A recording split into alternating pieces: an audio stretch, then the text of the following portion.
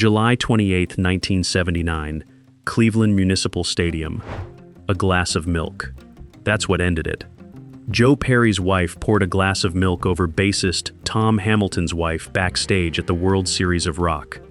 Steven Tyler told Perry to control his woman. Perry looked at him and quit. Not just the show, not just the tour. He quit Aerosmith, the band that had sold out arenas across America, the band that had made Toys in the Attic and Rocks, two of the greatest hard rock albums ever recorded.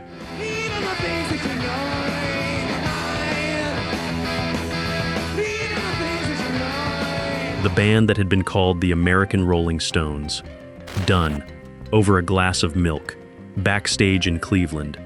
But here is what makes this story different from every other rock and roll breakup story. It wasn't the milk that broke Aerosmith. The milk was just the moment. What actually broke Aerosmith was 6 years of two men consuming everything in reach. Each other, their talent, their friendships, their bodies. Until there was nothing left to consume except the band itself. And what makes this story genuinely extraordinary is what happened next. Because Aerosmith didn't just survive. They came back bigger, cleaner, louder, more successful than they had ever been when they were destroying themselves. This is the story of Aerosmith, the rise, the collapse, the miracle, and the two men at the center of all of it. Boston, Massachusetts, 1970. Steven Tyler was playing drums for a band called Chain Reaction. Joe Perry was playing guitar for a band called the Jam Band.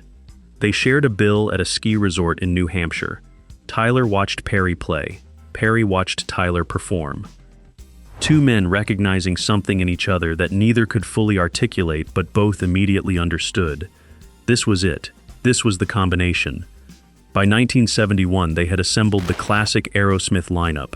Steven Tyler, Joe Perry, guitarist Brad Whitford, bassist Tom Hamilton, drummer Joey Kramer, 5 men from Boston, playing a sound that nobody had quite heard before.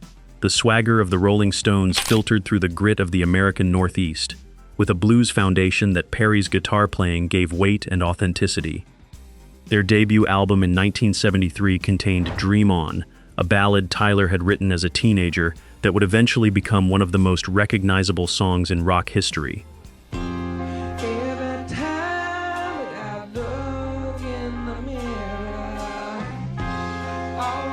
It didn't chart immediately. It took years to find its audience. But Aerosmith were building something. Night after night, city after city, the hard way. By 1975, they were one of the biggest bands in America. Toys in the Attic, Walk This Way, Sweet Emotion, Back in the Saddle. Steven Tyler said later that they were the perfect rock and roll band during this period. That the combination of his voice and Perry's guitar was something neither could have created alone. That fine tension, Tyler called it, that fine tension that created Aerosmith's feral howl. The key word was tension. The same tension that made the music extraordinary was the same tension that was quietly, methodically destroying everything. Because Tyler and Perry, the toxic twins, were consuming something else alongside the music. Everything they could find, as fast as they could find it. If stories like this are your thing, hit subscribe. We dig deep into the rise, the fall, and the moment it all went wrong every single week. You don't want to miss what's coming next. The nickname wasn't affectionate, it was accurate. Steven Tyler and Joe Perry's appetite for substances during the mid-1970s was not a rock and roll affectation or a casual weekend indulgence. It was a genuine and escalating addiction that was consuming two of the most talented musicians of their generation in real time. Heroin, cocaine, alcohol, whatever was available. The backstage areas of Aerosmith shows during this period were described by people who were there as something close to pharmaceutical warehouses. And the music was simultaneously at its peak. Draw the Line in 1977.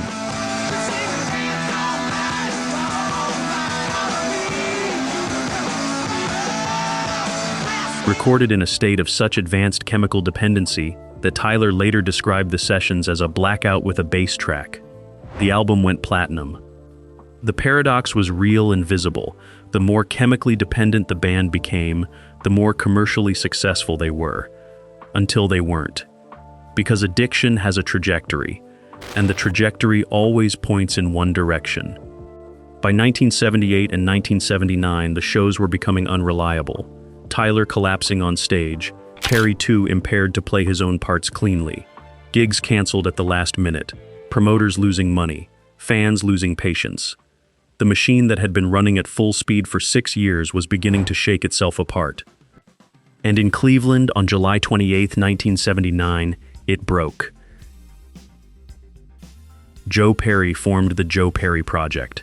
He released solo albums. He continued using. He struggled commercially without the Aerosmith engine behind him. A big part of me wanted to be an Aerosmith, Perry admitted years later. Part of me was missing and I just denied it. Within 2 years, rhythm guitarist Brad Whitford also left. The band was hemorrhaging its founding members. Aerosmith continued with replacement guitarists. Rock in a Hard Place, their 1982 album without Perry and Whitford, went gold eventually. It was their lowest commercial point in years. The arenas got smaller. The bills got harder to pay. And Steven Tyler was in the worst shape of his life.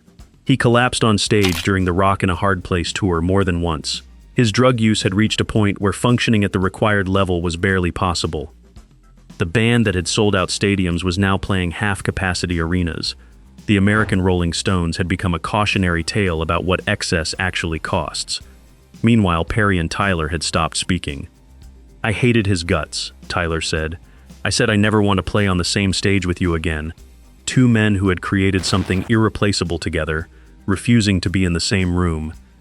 Then something happened that neither of them planned for. By the end of 1983, both Perry and Tyler had hit their respective bottoms. Not metaphorical bottoms, real ones. The kind where you look at what's left of your life and career and understand that the path you're on ends somewhere specific, and the ending isn't good. Perry had kicked his heroin habit. Tyler was beginning the process of addressing his addiction. Slowly, incompletely, but beginning. Someone made a phone call. Someone reached out first. The exact details of who called whom have been told differently by different people over the years. What's not disputed is that by 1984, Perry and Whitford were back. The original lineup of Aerosmith was in a room together for the first time since Cleveland. Perry said later that the tension was still there. The resentment, the history, the years of not speaking. "It wasn't like it was before," he said. "Nothing was like it was before. But the music was still there. When they played together, whatever had been between them personally, the specific chemical reaction of Tyler's voice and Perry's guitar still produced the thing that neither could make alone." Back in the Saddle Tour, 1984, Aerosmith played 40 shows to prove to themselves and to anyone watching that they still existed. And something unexpected happened. The audiences came. Not in the numbers they had known during the peak years, but they came, they remembered. And the band understood, for the first time clearly, that what they had built was real enough to survive what they had done to it.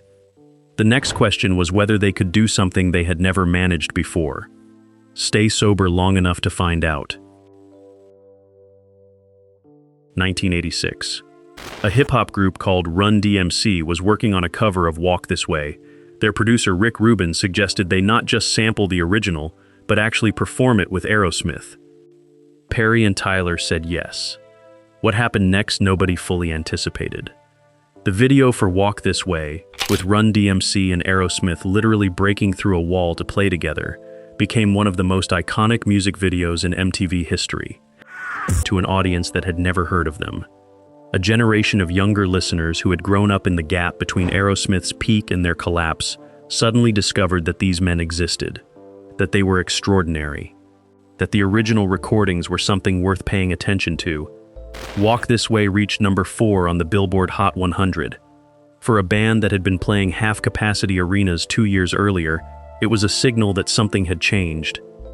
Then came Permanent Vacation in 1987. Dude Looks Like a Lady, Ragdoll, Angel. Aerosmith worked with professional songwriters for the first time, accepted help they would have rejected at their peak, made a record designed specifically to reach a commercial audience, and reached it. Permanent Vacation went triple platinum, then Pump in 1989, Love in an Elevator, Janie's Got a Gun, The Other Side. 4 million copies in the United States, their most successful album since the 1970s. Then, Get a Grip in 1993. Cryin', Amazing, Crazy.